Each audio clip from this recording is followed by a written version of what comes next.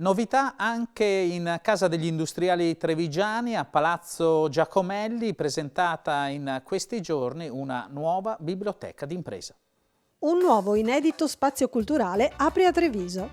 È la biblioteca d'impresa di Assindustria Veneto Centro, che sabato 30 novembre è ufficialmente inaugurato a Palazzo Giacomelli.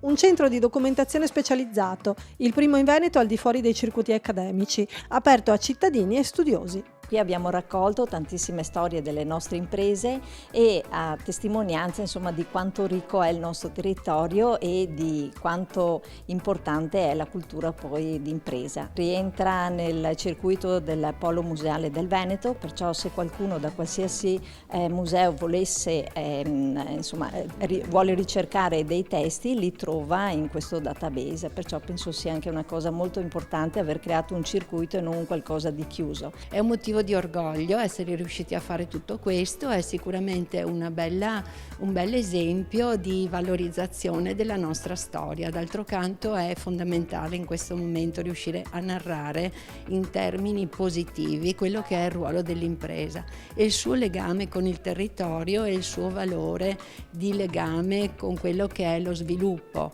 e la possibilità di crescita e di miglioramento della nostra società. Un luogo di documentazione e insieme identitario per una comunità che a Nord-Est condivide storia, valori e persone.